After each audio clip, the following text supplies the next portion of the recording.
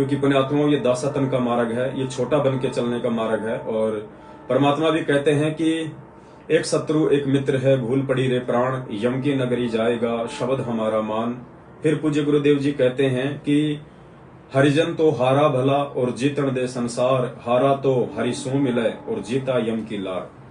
हम नीचों ने इसी जन्म में पूज्य गुरुदेव जी के रहते सहते अपना आत्म कल्याण करवाना है। हम उनसे यही प्रार्थना करते हैं, और यदि ऐसी हमारी इच्छा है तो पुण्यात्माओं पूज्य गुरुदेव जी के रहते सहते हम नीचों ने अपने आप को इस ज्ञान आधार से और प्यार प्रेम से स्वच्छ करना पड़ेगा, साफ करना पड़ेगा, क्योंकि परमेश्वर को वही आत्माएं प्राप्त कर सकती हैं जो प्रेमी आत्मा होती है। बिना प्यार के हम परमेश्वर को प्राप्त नहीं कर सकते। संध्या आरती में एक जगह पेज नंबर 52 पे एक परमेश्वर की वाणी भी आती है कि तन मन धन सब अर्पण कीन्या, परम पुरुष जिन आत्म चीन्या, प्रेम प्रकाश भया उजियारा, कहे कबीर में दास तुम्हारा। खुद वो सारी सृष्टि का रचनहार हमारे पूज्य गुरुदेव भगवान अपने आप को दासा तन में रखते हुए और हम जैसे दो कोड़ी के नीचों को संदेश दे रहे हैं कि तन मन धन सब अर्पण कीन्या। जिस आत्मा ने इस आध्यात्मिक मार्ग में पैर रखकर पूज्य गुरुदेव से तत्व ज्ञान लेकर सारे शुभ और अशुभ कर्मों की जानकारी लेके जब हर प्रकार से वो आत्मा संत से रहित हो जाती है और अपने गुरुदेव भगवान के चरणों में तन मन धन सहित अर्पण हो जाती है, यानी उस आत्मा का अपना कुछ नहीं रहता। तन मन धन अर्पण का मतलब है वो जीवित मर जाता है। योग गुरु ज्ञान विज्ञान वाणी जीवित ही जग में मरो। तो उस आत्मा का अपना कुछ नहीं रह जाता है, उसको केवल परमात्मा दिखाई देता है, उसको केवल मर्यादा दिखाई देती है, उसको केवल सतलोक की झलक दिखाई देती है। उस आत्मा का फिर यहाँ किसी भी सांसारिक रिश्ते में कोई किसी प्रकार का मोह शेष नहीं रह जाता है। तो परमेश्वर कहते हैं तन मन धन सब अर्पण कीन्या, परम पुरुष जिन आत्म चीन्या। ऐसी आत्मा, वही आत्माएं जो दोष मुक्त होती हैं, जो पाप मुक्त होती हैं, जो अपने आप को दास भाव में लेके चलती हैं, जो अपने आप को मरा हुआ समझती हैं, ऐसी आत्मा फिर उस परमेश्वर की पहचान कर पाती हैं। परम पुरुष जिन आत्म चीन्या, परम पुरुष उस पूर्ण परमात्मा को जिन आत्म चीन्या, जिन आत्माओं ने चीन लिया, जान लिया। कौन सी आत्मा? जो अपना तन मन धन आधीनी के साथ, प्यार के साथ अपना सर्वस्व अपने पूज्य गुरुदेव भगवान के चरणों में न्यौछावर कर देते हैं कि हे परमेश्वर, आपने यहाँ आके इस खोकापुर की जो झूठी महिमा आज से पहले जो बनी हुई थी, परमेश्वर आपने अपने तत्व ज्ञान से हमारी आंखें खोल दी है। परमात्मा, ये तो विषय लोक है, ये तो नश्वर लोक है। परमेश्वर न सुई लेके आए थे, न सुई लेके जा सकते हैं।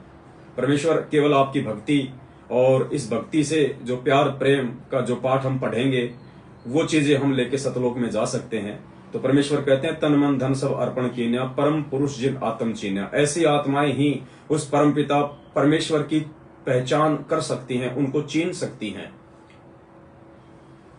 प्रेम प्रकाश भया उजियारा, कहे कबीर में दास तुम्हारा। जब ऐसा हो जाएगा, आत्मा बिल्कुल जीवित मर जाएगी और अपने सतगुरु के रूप में आए हुए उस परम पुरुष की पहचान कर लेंगी। तो परमात्मा कहते हैं प्रेम प्रकाश भया उजियारा। उसके बाद उस आत्मा में वो प्रेम जागृत होगा, जिस प्रेम के बलबूते पे उस आत्मा को ना कोई जगत में, ना कोई भगत समाज में कोई भी अपना पराया दिखाई नहीं देगा। सब उसको अपने ही लगेंगे, सब उसको एक ही परमात्मा के बच्चे लगेंगे, क्योंकि वास्तविक स्थिति से परमात्मा हमें परिचित करवा चुके होते हैं अपने तत्व ज्ञान के माध्यम से।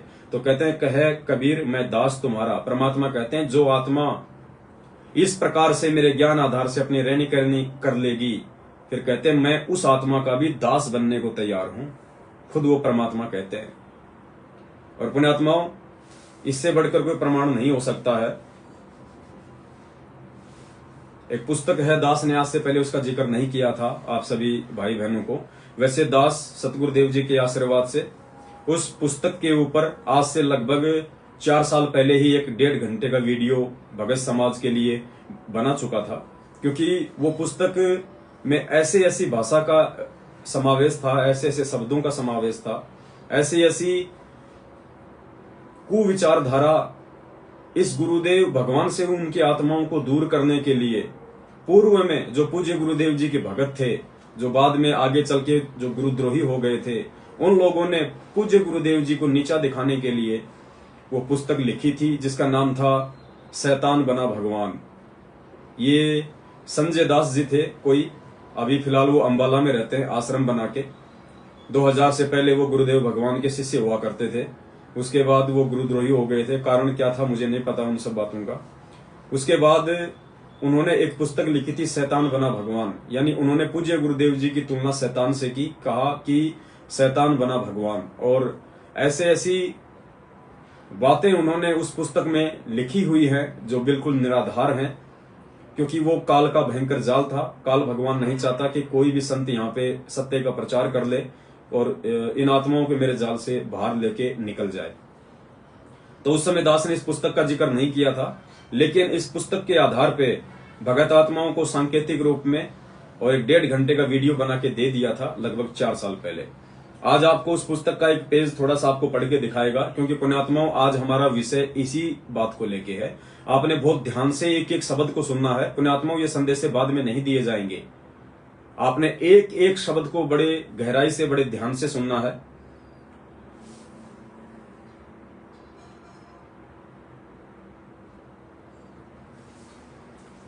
ये पुस्तक थी, इसका एक मैंने स्क्रीनशॉट लिया है इसके पेज का, ये मेरे पास में रखी हुई है। तो इस पुस्तक का है पेज नंबर 10, शैतान बना भगवान। और उन्होंने लिखा है, तत्वदर्शी संत रामपाल दास जी, ड्राइवर जयवीर कपूर करोथा, सोमवीर करोथा और मैं स्वयं, यानी ये पुस्तक लिखने वाला मैं स्वयं, भूतपूर्व नाम संजय भगत जी। पुण्यात्माओं पहली बात तो ये कॉमन सेंस की बात होती है, उससे आपको ये पुस्तक लिखने वाले के विचारों का भी मालूम हो जाएगा। पुस्तक लिखने वाला व्यक्ति कभी भी अपने नाम के आगे जी नहीं लगाता है कि मैं भगत संजय दास जी। इसी से आप जी आइडिया लगा सकते हैं कि कितनी राग द्वेष और ईर्ष्या काल भगवान ने इस आत्मा के दिलो दिमाग में गुरुदेव के प्रति भर रखी थी, जिसके चलते सन 2000 से पहले ही ये आत्मा इस परमात्मा से दूर हो गई थी और अपने कर्म बिगाड़ने की दिशा में निरंतर आगे बढ़ती चली गई। तो इन्होंने लिखा है, ये प्रकरण थोड़ा सा आपको दास एक बार बता देता है। एक बार पूज्य गुरुदेव जी हरियाणा के किसी गांव के अंदर अपने भगत के यहाँ पे सत्संग करने के लिए गए हुए थे, और शायद उस परिवार के दूसरे जो मेंबर थे उनको ये गवारा नहीं था कि संत रामपाल जी यहाँ पे आके जो है अपना ज्ञान प्रचार करें। तो उन्होंने अपने किसी दूर के रिश्तेदार को सतगुरुदेव जी को नीचा दिखाने के लिए, उनके साथ में अभद्र व्यवहार करने के लिए, उनको डराने के लिए, धमकाने के लिए, आम व्यक्ति समझ के, आम संत समझ के, और कुछ लोगों को उनकी पिटाई के लिए बुलवाया था। लेकिन गुरुदेव का सत्संग हो गया था और गुरुदेव अपने कुछ भक्तों के साथ वापस, छोटी गाड़ी थी मारुति 800, गुरुदेव सत्संग करके वापस जा रहे थे उस गांव से। तो रास्ते में वो लोग जो है वो टकरा गए जिन लोगों को पूज्य गुरुदेव जी को नीचा दिखाने के लिए बुलाया गया था। तो ये जो संजय है, जो पुस्तक का लेखक है, अब ये उसी बात का ये जिक्र कर रहा है। तत्वदर्शी संत रामपाल दास जी, ड्राइवर जयवीर कपूरा करोथा, सोमवीर गांव करोथा, मैं स्वयं भूतपूर्व नाम संजय भगत जी और सेवक सुनील एक टाटा सुमो गाड़ी में बैठकर, सॉरी दास माफी चाहता है, मारुति 800 ने टाटा सुमो गाड़ी में बैठकर चिड़ी से लाखन माजरा रोड पर चले। दिव्य दृष्टि का प्रमाण, यानी पूज्य गुरुदेव जी को नीचा दिखाने के लिए कि उन्हें यह भी नहीं पता था कि आगे क्या होने वाला है उनके साथ में। तो कह रहा कि संत रामपाल जी की दिव्य दृष्टि का प्रमाण 1997 में कबीर साहिब ने दर्शन दिए, इसका प्रमाण। मतलब व्यंग्यात्मक रूप से यहाँ पे जो संजय जी हैं वो इन शब्दों का प्रयोग कर रहे हैं। समय समय पद संभालते रहते हैं प्रमाण। तो चिड़ी गांव से एक मारुति कार पीछे लगी और उसने 2 किलोमीटर गांव से दूर जाकर संत रामपाल जी की गाड़ी के आगे अड़ा दी। 3 बदमाश टाइप के नौजवान लड़के उतर कर आए और आते ही गाड़ी की चाबी निकाल ली, हम सबको नीचे उतार लिया। यानी ये संजय जो लिख रहा है यहाँ पे, ये कह रहा है कि मैं भी था उस समय साथ में। तो उन तीनों लड़कों ने गाड़ी की चाबी निकाल ली और हम सबको नीचे उतार लिया, हम सबको नीचे उतार लिया। और सन 1951 में परमेश्वर के भेजे हुए जगत गुरु को भी गले से पकड़कर नीचे उतार लिया। यानी पूज्य गुरुदेव संत रामपाल जी भगवान को भी यहां से पकड़कर उन लड़कों ने नीचे उतार लिया। संजय जी ये कहना चाह रहे हैं। गंदी गंदी गालियां दी जो मैं यहां लिख भी नहीं सकता। लगभग 200 फुट दूर ले गए। 5 मिनट तक आपस में बातचीत चलती रही। क्या बातें हुए मुझे मालूम नहीं। उसके बाद गाड़ी के पास ले आए। हम सबके कान पकड़वा दिए और कहा यदि ऊपर उठोगे तो जान से मार देंगे, और हमारी पिटाई करने लगे। और जगत गुरु जी के कान भी पकड़वा दिए और लात घुसे मार कर बोल रहे थे। यानी पूज्य गुरुदेव जी का यहां से कॉलर पकड़ा, पूज्य गुरुदेव जी को गालियां निकाली उन्होंने। पूज्य गुरुदेव जी को जो है ये कह रहे हैं कि उन्होंने लात घुसे भी मारे, पिटाई की। और जगत गुरु जी के कान भी पकड़वा दिए और लात घुसे मारकर बोल रहे थे कि बोल मेरी मौसी के घर फिर नहीं जाएगा, यानी दोबारा सत्संग करने नहीं जाएगा। जगत गुरु जी मना कर रहे थे, कभी नहीं जाऊंगा, आज बख्श दो, फिर प्रचार करेगा। तत्वदर्शी जी बोल रहे थे कभी नहीं करूंगा। और नाक से 7 लकीर भी निकलवाई। यानी ये लेखक जो है ये कह रहा है कि उन 3 लड़कों ने पूज्य गुरुदेव जी के नाक से जमीन में 7 बार जो है लकीरें भी खिंचवाई कि आज के बाद मैं इस गांव में सत्संग करने नहीं आऊंगा। जगत गुरु जी मना कर रहे थे कभी नहीं आऊंगा, आज बख्श दो, फिर प्रचार करेगा। तत्वदर्शी जी बोल रहे थे कभी नहीं करूंगा, और नाक से 7 लकीर निकलवाई और कहने लगे आज तो छोड़ देता हूं, अगर आगे कहीं हरियाणा में प्रचार करते मिल गया तो घसीट कर मारूंगा, जा भाग जा हराम जादे। और इतना कहकर पिटाई करते करते चाबी वापस दे दी और हमारे को कहने लगे कि इस लुच्चे आदमी की गलियां मिल गए तो दोबारा तुम्हारा भी नंबर लगेगा।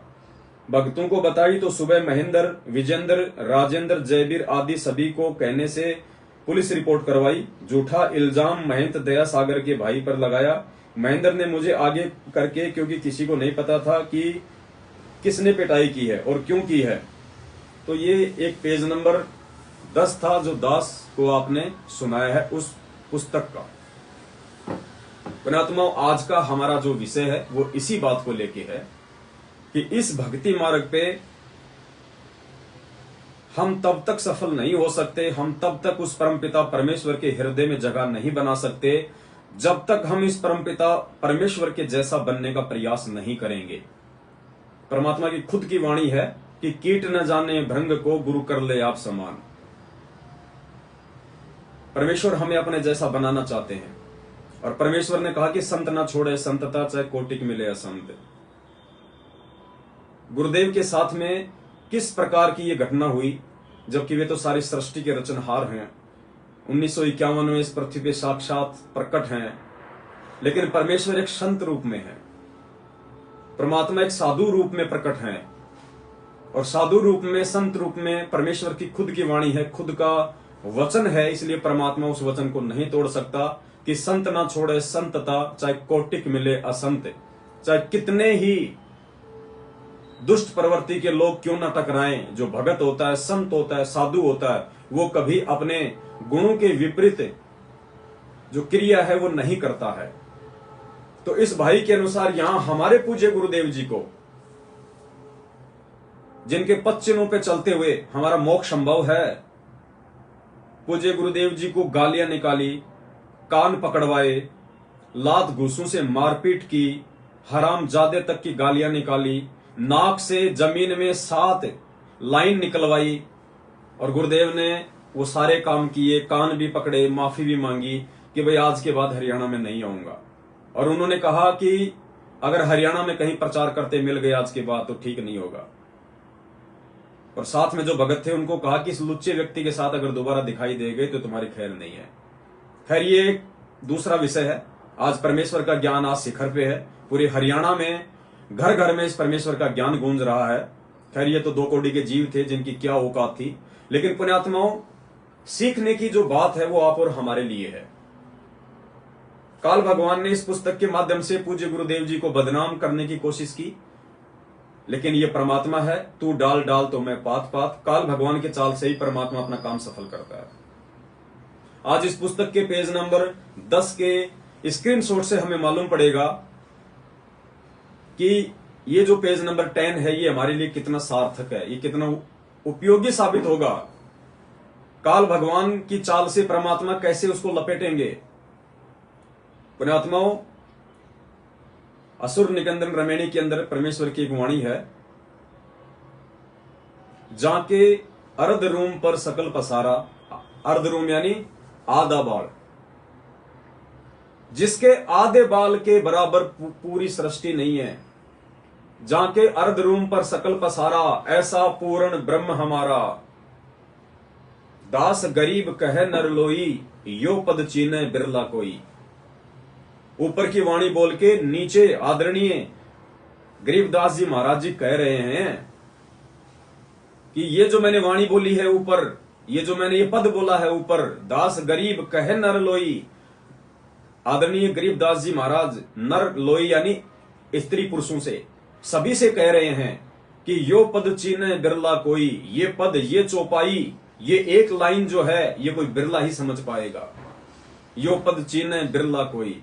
कौन सी? जाके अर्ध रोम पर सकल पसारा, ऐसा पूर्ण ब्रह्म हमारा। कि जिसके आधे बाल के बराबर ये पूरी सृष्टि नहीं है। ये 21 ब्रह्मांड, 7 संग अक्षर पुरुष के, सतलोक, अलख लोक, अगम लोक और अनामी लोक, ये सारे लोक, ये पूरी सृष्टि जिसके आधे बाल के ऊपर टिकी हुई है। ऐसा समर्थ परमात्मा है वो। लेकिन वो कौन है जो इस भेद को जान लेगा? कहते हैं दास गरीब कहे नर लोई, यो पद चीने बिरला कोई। ऐसा समर्थ परमात्मा 8 सितंबर 1951 से धरती पे प्रकट होके और 2 कोटि के जीवों के कहने पे कान पकड़ रहे हैं, जमीन में नाक से लाइन निकाल रहे हैं, गालियां खा रहे हैं, लात घुसे खा रहे हैं।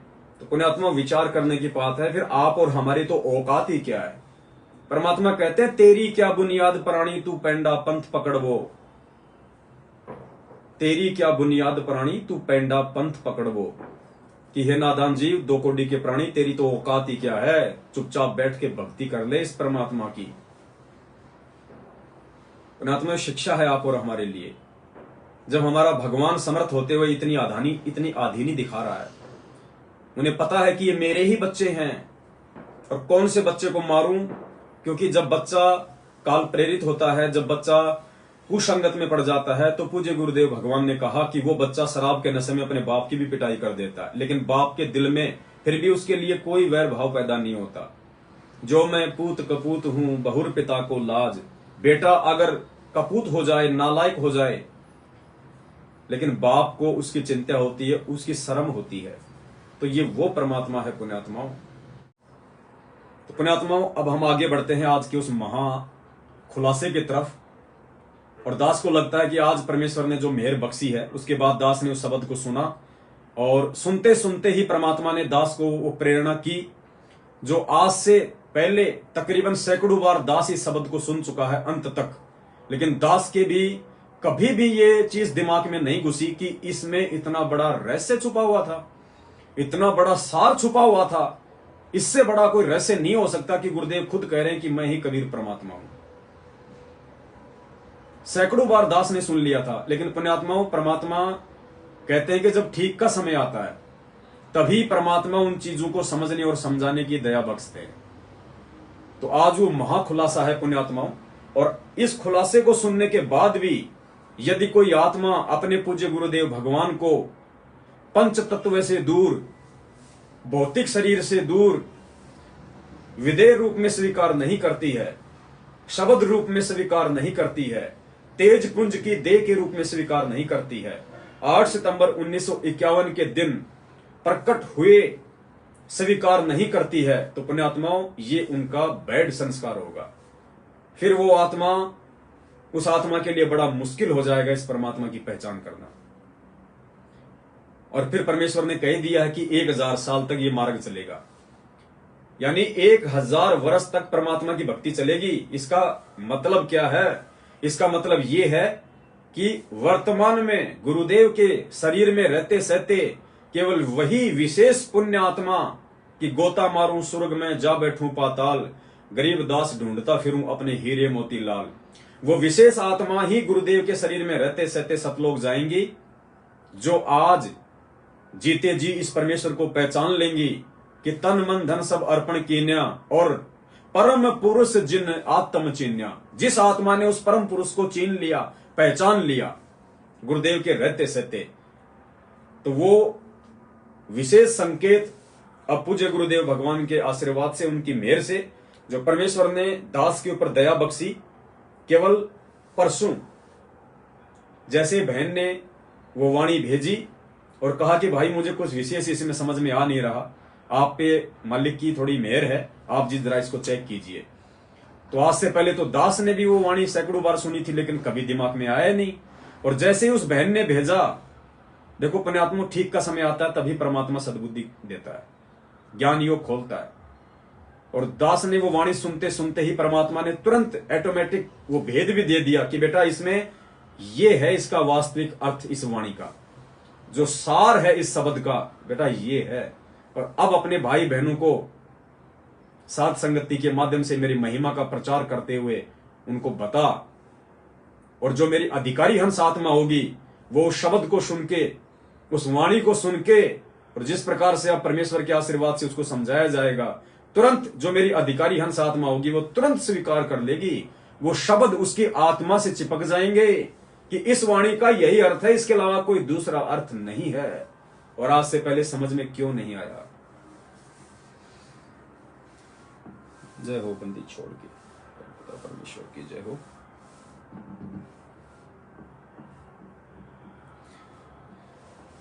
पुण्यात्मा ध्यान से सुनना, आज आपकी आत्मा गदगद होने वाली है, क्योंकि जो आत्मा अगर 60% भी अपने आत्म कल्याण के मकसद से इस मार्ग से जुड़ी हुई है, वो आत्मा तुरंत अंदर से फड़क जाएगी कि इतना बड़ा भेद, और परमात्मा ने कोई आजकल में नहीं बनाया शब्द, ये 2003 या 4 का परमात्मा का शब्द है। अब आप जी इसको वीडियो में देखना, आप जी परमात्मा का स्वरूप देखना। 2003 या 4 में ही परमात्मा ने ये सारे संकेत, 1994 से परमात्मा संकेत छोड़ते आ रहे हैं। कोई ये सोचे कि आगे चल के उन्होंने अपनी महिमा ऐसे गा दी होगी, बना दी होगी, नहीं। परमेश्वर ने 2000 से पहले से ये सबूत इन शब्दों में परमात्मा छोड़ते आ रहे हैं। ये साबित कर रहे हैं कि नालायकों मैं कौन हूं, पहचान कर लो मेरी। सुनो ध्यान से परमात्मा का ये शब्द। अर्धरात्रि बीत गई थी, स्वप्न में दिखे घनश्याम, इंद्र दमन एक मंदिर बनवा दे, जगन्नाथ हो जिसका नाम। इंद्र दमन एक मंदिर बनवा दे, जगन्नाथ हो जिसका नाम। अछूत रूप में साहेब आए, खड़े हुए थे बीच द्वार, पांडे जी ने धक्का मारा, कह करके न नीच गंवार। अछूत रूप में साहेब आए, खड़े हुए थे बीच द्वार, पांडे जी ने धक्का मारा, कह करके न नीच गंवार। कोट लगा फिर वो पांडा रोवे, काया का गल गया सब चाम। इंद्र दमन एक मंदिर बनवा दे, जगन्नाथ हो जिसका नाम। इंद्र दमन एक मंदिर बनवा दे, जगन्नाथ हो जिसका नाम। अर्धरात्रि बीत गई थी, स्वप्न में दिखे घनश्याम, इंद्र दमन एक मंदिर बनवा दे, जगन्नाथ हो जिसका नाम। इंद्र दमन एक मंदिर बनवा दे, जगन्नाथ हो जिसका नाम। शरण दो पांडे ने पिए, जो की तो फिर होगी खाल, कह कबीर सुनो सब पांडा, यो छुआ छात की न चाले चाल। चरण दो पांडे न पिए, जो की तो फिर हो गई खाल, कह कबीर सुनो सब पांडा, या छुआ छात की न चाले चाल। जय कोई छुआ छात करेगा, उसका भी यही होगा हाल। एक पत्तल में दोनों जी में, पांडा गुलाम रामपाल। कह जय कोई छुआ छात। ध्यान से सुनना एक एक शब्द को। ये दास आपको पहले गुरुदेव के मुख कमल से सुना रहा है, उसके बाद में परमात्मा इसके प्रत्येक शब्द पे विश्लेषण करवाएंगे, फिर आपकी आंखें फटी की फटी रह जाएंगे। आज उसका भी यही होगा हाल, एक पतल में दोनों जी में, पांडा गुलाम रामपाल। इसमें कौन सा भगवान बदल गया, वो है कृष्ण ओए राम। इंद्र दमन एक मंदिर बनवा दे, जगन्नाथ हो जिसका नाम। इंद्र दमन एक मंदिर बनवा दे, जगन्नाथ हो जिसका नाम। अर्धरात्रि बीत गई थी, सपने में दिखे घनश्याम। इंद्र दमन एक मंदिर बनवा दे, जगन्नाथ हो जिसका नाम। इंद्र दमन एक मंदिर बनवा दे, जगन्नाथ हो जिसका नाम। अब सुनेंगे दोबारा ध्यान से। अर्धरात्रि बीत गई थी, सोपन में दिखे घनश्याम। इंद्र दमन एक मंदिर बनवा दे, जगन्नाथ हो जिसका नाम। इंद्र दमन एक मंदिर बनवा दे, जगन्नाथ हो जिसका नाम। अछूत रूप में साहेब आए, खड़े हुए थे बीच द्वार। पांडे जी ने धक्का मारा, कह करके न नीच गंवार। परमपिता परमेश्वर सतगुरु रामपाल जी भगवान हमें इस शब्द के माध्यम से जगन्नाथ जो कि उड़ीसा में है, उस मंदिर की ये विशेषता हमें बता रहे हैं कि ये जो घटना जो हुई थी उस पांडे के साथ में छुआछात करने के चलते, उसके बाद परमात्मा ने वहां पे ये नियम लगा दिया था कि अगर आज के बाद में इस जगन्नाथ के मंदिर में किसी ने भी छुआछात की, भेदभाव किया किसी भी जाति और धर्म वालों के साथ में पूजा पाठ के संबंध में, तो उसका भी वही हाल होगा जो उस पांडे का हुआ था। क्योंकि स्वयं वो कबीर परमात्मा उस समय जो कि जुलाहे की भूमिका में थे, जिसे आम समाज नीच की संज्ञा से देखा करता था, लो कास्ट लो कैटेगरी की हैसियत से देखा करता था, तो वो परमात्मा एक अछूत का रूप बना के, यानी स्वयं परमात्मा धानक रूप में आए हुए थे। तो परमेश्वर क्योंकि मालिक विख्यात थे, जिस प्रकार काशी के भंडारे में जो तोताद्री शहर में हुआ था, रामानंद जी के साथ में जब कबीर परमात्मा भंडारे में गए तो पंडितों ने सोचा कि यार रामानंद जी को हम मना नहीं कर सकते, और रामानंद जी के साथ में ये कबीर भी भंडारा करेगा और भाई ये तो मामला बिगड़ जाएगा, क्योंकि कबीर तो धानक है, जुला ये तो अछूत है। तो उन्होंने एक वो कंडीशन रख दी थी कि जो व्यक्ति वेदों के 5 मंत्र सुनाएगा वो पंडित वाले लंगर में भोजन करेगा, नहीं तो सामान्य लंगर में भोजन करो। तो पंडितों ने सोचा कि ये कबीर है, ये अनपढ़ है, इसको वेदों के मंत्र याद है ही नहीं और हमारी बात बन जाएगी। तो उन्होंने ऐसा ही किया। तो ठीक इसी प्रकार जगन्नाथ के मंदिर में भेदभाव था, नीची जाति वालों को मंदिर में प्रवेश नहीं करने दिया जाता था। तो परमेश्वर ने अपना ये भेद, अपना ये सार आज आप और हम बिजली पीढ़ी वालों के लिए छोड़ना था कि सतगुरु रामपाल जी कौन हैं। 8 सितंबर 1951 को मां के गर्भ से आए हैं, या 8 सितंबर 1951 को सीधे सतलोक से आए हैं, प्रकट हुए हैं। ये भेद देना था परमात्मा ने आज आप और हमारे को। तो पांडे ने वहां पे परमेश्वर को अछूत जान के उनको मंदिर में प्रवेश नहीं करने दिया। उसी समय उस पांडे को कोढ़ हो गया, कोढ़ पूरे शरीर पे फोड़े निकलाए, कोढ़ हो गया। पांडे की हालत बुरी हो गई। और फिर परमात्मा ने वहां पे संदेशा दिया कि जगन्नाथ के मंदिर में आज के बाद यदि छुआछूत कोई करेगा तो उसका भी वही हाल होगा जो इस पांडे का हुआ है। उसके बाद उस पांडे ने उस कबीर परमेश्वर से नाम दीक्षा ली, उस परमेश्वर के चरणों को धोके, जिसको वो पहले मंदिर में भी नहीं प्रवेश करने दे रहा था, धानक समझ के, अछूत समझ के, उसने उस परमेश्वर के चरणों को धोया और चरणा अमृत लिया।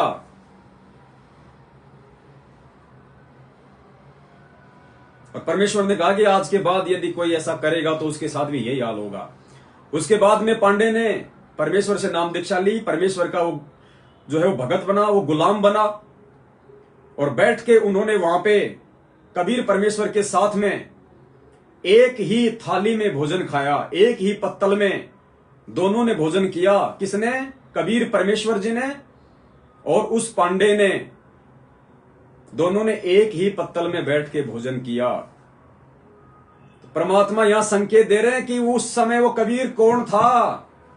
आगे गुरुजी कह रहे हैं एक पत्तल में दोनों जी में पांडा गुलाम रामपाल। वो गुलाम पांडा और रामपाल नाम लिया परमात्मा ने। तो उस समय तो हम उसे समझते हैं जो दाढ़ी मूछ वाले रूप में थे। कबीर जी ने ही तो पांडे के साथ भोजन किया था वहां पे। लोग तो ये सोचते हैं ना कि संत रामपाल जी तो अभी आए 8 सितंबर 1951 को, और जो जगन्नाथ का जो ये किस्सा है ये तो बहुत ही ज्यादा पुराना है। और उस समय तो पांडे के साथ में कबीर जी ने भोजन किया था, छुआछात को समाप्त किया था, उस पंडे के अंदर से छुआछात समाप्त कर दी थी। पंडा समझ गया था कि भाई ये साधारण आदमी नहीं है। तो उस पांडे ने कबीर जी के साथ में एक ही थाली में भोजन किया। उसके लिए परमात्मा शब्द में कह रहे हैं कि वो कबीर कौन था जिसने उस पांडे के साथ में वहां बैठ के भोजन किया था। सुनना शब्द में आगे। अछूत रूप में साहेब आए, खड़े हुए थे बीच दवार। पंडित जी ने धक्का मारा, कह करके नीच गंवार। कोट लगा फिर वो पंडा रोवे, काया का गल गया सब चाम। इंद्र दमन एक मंदिर बनवा दे, जगन्नाथ हो जिसका नाम। इंद्र दमन एक मंदिर बनवा दे, जगन्नाथ हो जिसका नाम। अर्ध रात तेरी बीत गई थी, स्वप्न में दिखे घनश्याम। इंद्र दमन एक मंदिर बनवा दे, जगन्नाथ हो जिसका नाम। इंद्र दमन एक मंदिर बनवा दे, जगन्नाथ हो जिसका नाम। अब सुनना ध्यान से, कौन था वो कबीर? शरण दो पंडे ने पिए, जो की तो फिर होगी खाल। कह कबीर सुनो सब पांडा, यहाँ छुआ छात की न चाले चाल। चरण दो पंडे न पिए, जो की तो फिर हो गई खाल। कह कबीर सुनो सब पांडा, यहाँ छुआ छात की न चाले चाल। जय कोई छुआ छात करेगा, उसका भी यही होगा हाल। एक पत्तल में दोनों जी में, पांडा गुलाम रामपाल। कह जय कोई छुआ छात करेगा, उसका भी यही होगा हाल। एक पत्तल में दोनों जी में, पांडा गुलाम रामपाल। इसमें कौन सा भगवान बदल गया, वो है कृष्ण ओए राम। इंद्र दमन एक मंदिर बनवा दे, जगन्नाथ हो जिसका नाम। इंद्र दमन एक मंदिर बनवा दे, जगन्नाथ हो जिसका नाम। अर्ध रात तेरी बीते। इसमें कौन सा एक पतड़ में दोनों जी में, पांडा गुलाम, यानी वो गुलाम पांडा वो दास बन गया था परमात्मा का नाम लेके, उनके चरणों का अमृत पी के वो गुलाम बन गया था उस समय कबीर जी का। तो उस समय उस पांडे ने, उस गुलाम उस पांडे ने और कबीर जी ने, दोनों में उस छुआछूत वाली परंपरा को तोड़ने के लिए बैठ के एक ही जगह पे एक ही पत्तल में भोजन किया था, प्रसाद खाया था। तो यहां गुरुदेव इस शब्द में ये स्पष्ट संकेत दे रहे हैं कि उस समय उस गुलाम पांडे के साथ में जो भोजन कर रहा था वो कौन था। तो एक पतल में दोनों जी में, पांडा गुलाम रामपाल। अपने आत्माओं, इससे बड़ा सबूत और क्या चाहिए कि धरती पे साक्षात कबीर परमात्मा है भाई। और कबीर परमात्मा आएगा तो मां के गर्भ से नहीं आएगा। ये पूर्ण ब्रह्म परमेश्वर है, सारी सृष्टि के रचनहार हैं पूज्य गुरुदेव भगवान। और आप और हम आत्माओं का ये सौभाग्य पुण्यात्माओं कि हमें ऐसे परम पुरुष की शरणागत मिली। पुण्यात्माओं, हमें तो ये सबसे बड़ी जीवन की खुशी लगती है, इससे बढ़कर हमारा कोई सौभाग्य नहीं हो सकता।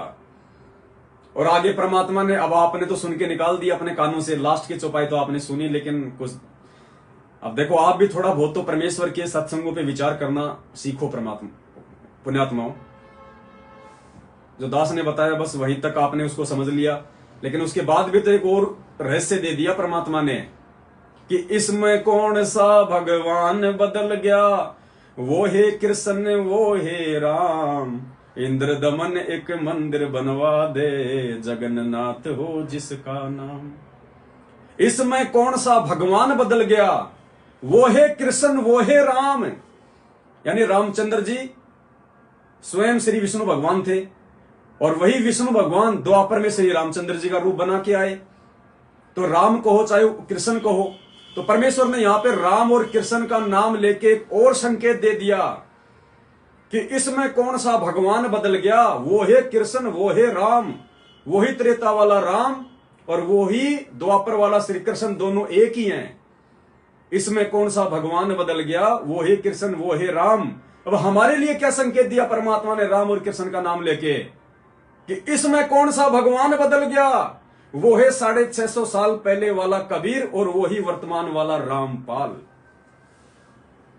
दोनों एक ही हैं, जैसे राम और कृष्ण दोनों एक ही थे, विष्णु के अवतार थे। तो इसी प्रकार इसमें कौन सा राम बदल गया, वो है कृष्ण वो है राम। अर्थात हमें संकेत दे दिया कि इसमें कौन सा भगवान बदल गया, वो ही 650 साल पहले वाला कबीर और वही वर्तमान वाला रामपाल। पुण्यात्माओं, परमात्मा धरती पे है, और ये परम सौभाग्य होगा उन आत्माओं को जो आत्माएं आप और हमारे जैसे मानव तन में आए हुए इस परमेश्वर को शब्द रूप में पहचान लेंगे।